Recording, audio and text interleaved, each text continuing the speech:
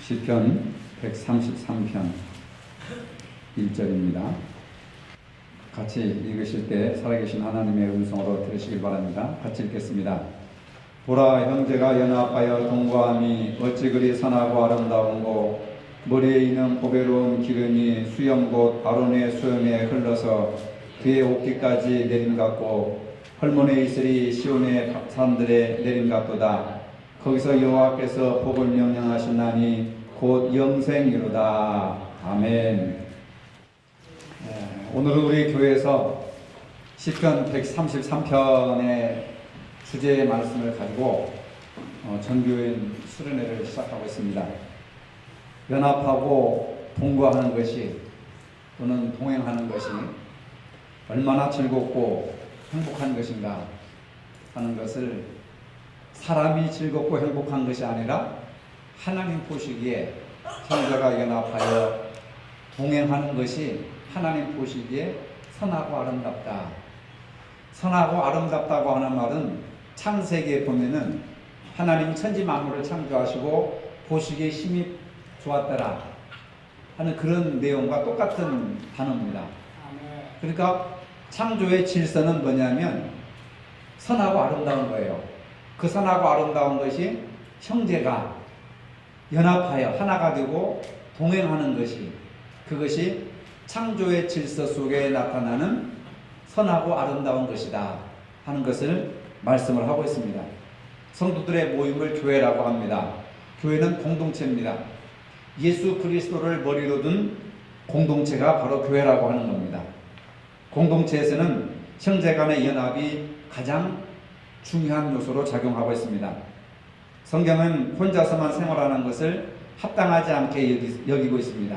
그래서 믿음의 사람들은 언제나 공동체 생활을 하는 것이죠.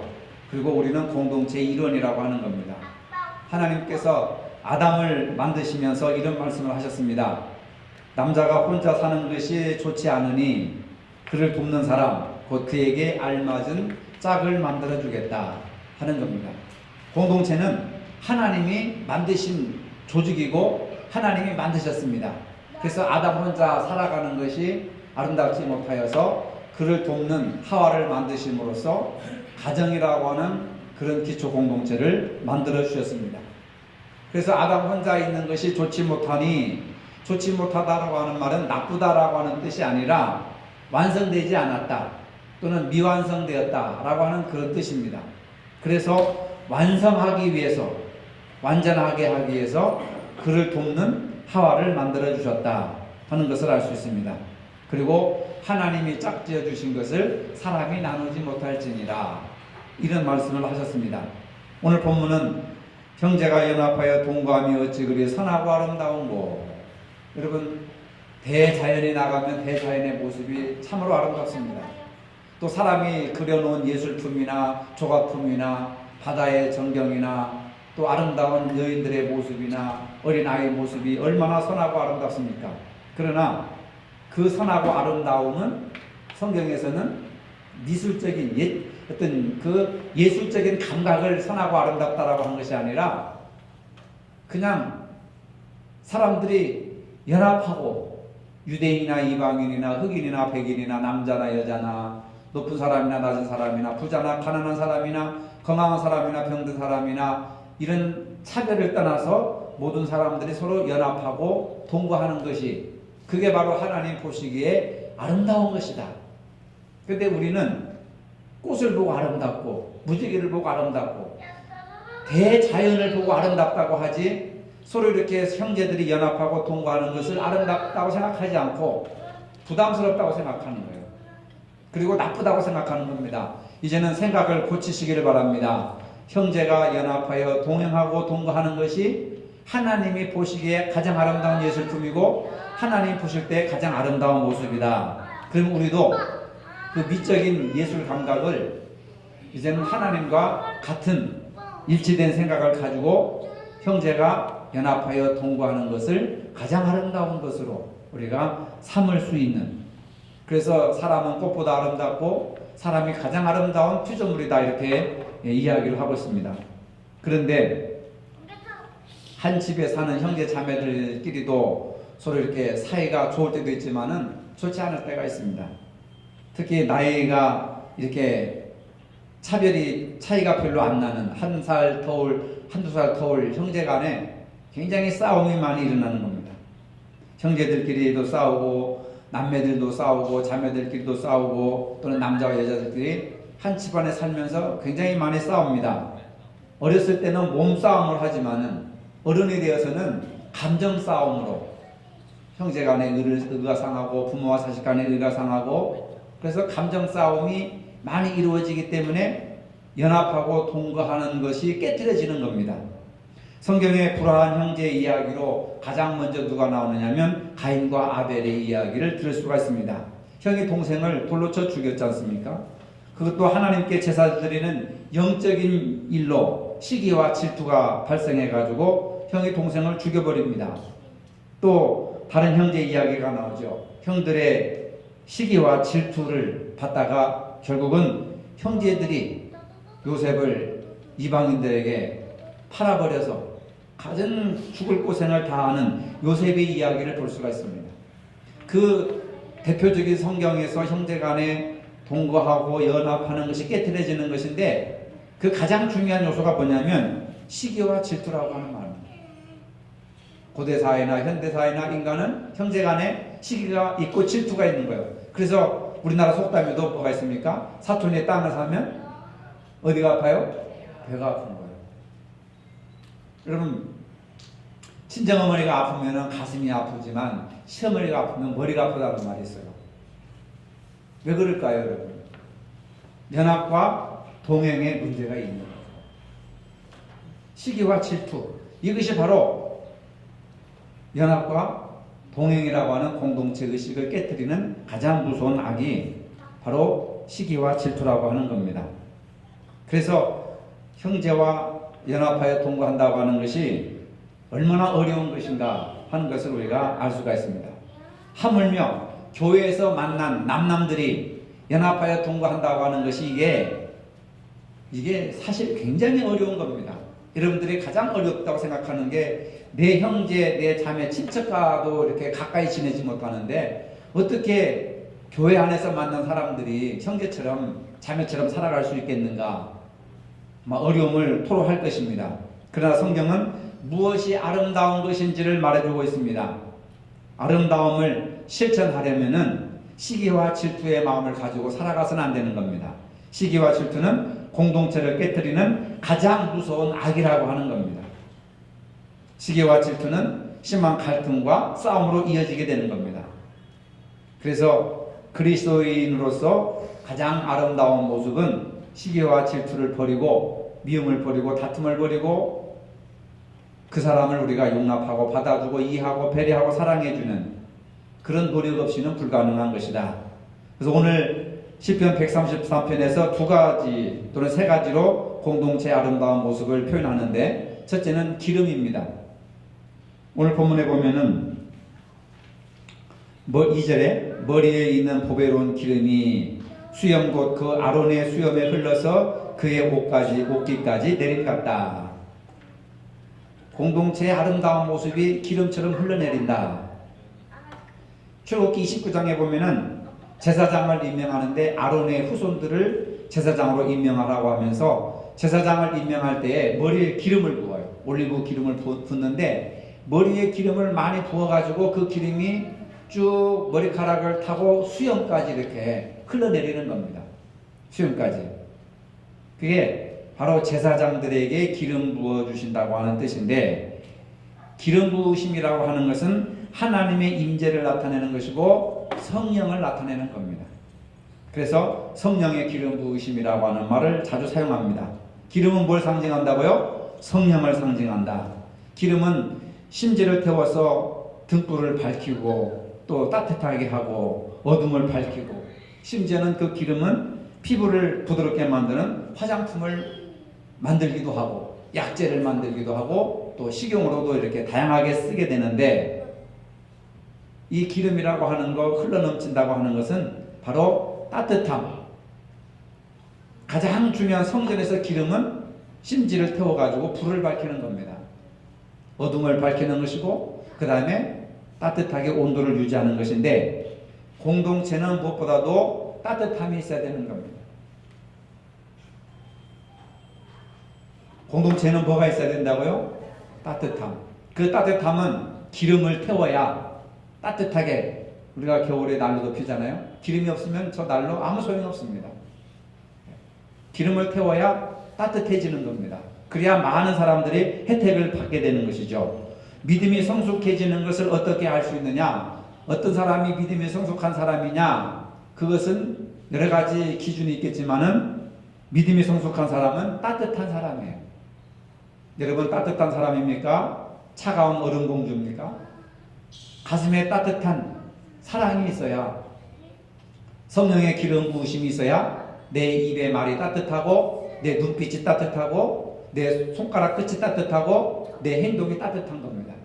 그래서 성경에 보면 수고하고 무거운 짐진 자들아 다 내게로 오라. 수고하고 무거운 짐진 자들은 고통이 있고 죄가 있고 멍해가 있고 생활에 고통이 있고 어려움이 있고 또 추위에 떠는 사람, 굶주림에 시달린 사람들인데 교회가 따뜻해야, 따뜻한 난로, 사랑의 난로를 내 가슴 속에서 피워야 수고하고 무거운 짐진 사람들의 교회에 와서 위로와 평안과 치료를 받을 수가 있는 거예요. 그러니까 형제 간에 연합하고 동거하는 가장 중요한 요소가 따뜻한 성령의 기름 부으심 또는 따뜻한 사랑. 그래서 구약시대 때는 그 기름으로 심지를 태워서 등잔불을 밝혔듯이 여러분들의 사랑, 성령의 능력으로 따뜻한 심지로 이렇게 따뜻한 기름으로 심지를 태우면 우리 교회가 밝아지고 어둠의 세력이 물러가게 되고 그리고 따뜻한 교회가 된단 말입니다.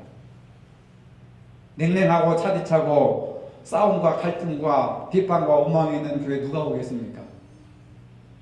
따뜻한 것이 좋잖아요. 여름에는 시원한 것이 좋지만은, 그러나 이 따뜻함은 온도를 얘기하는 것이 아니라 내 마음속의 사랑. 우리 이춘숙 집사님 옷에 보니까 따뜻한 사랑의 허트가 딱 그려져 있네. 야, 오늘 주제에 딱 맞는 그런 어떤 옷을 입고 오셨네요. 가슴에서 사랑이 불꽃이 우리가 타오를 때, 그렇죠? 가정이 행복하고 교회가 행복하고 직장이 행복하고 나아가서는 나라와 민족이 행복해진 겁니다. 여러분 따뜻한 마음이 시기와 질투를 태워버리는 거예요.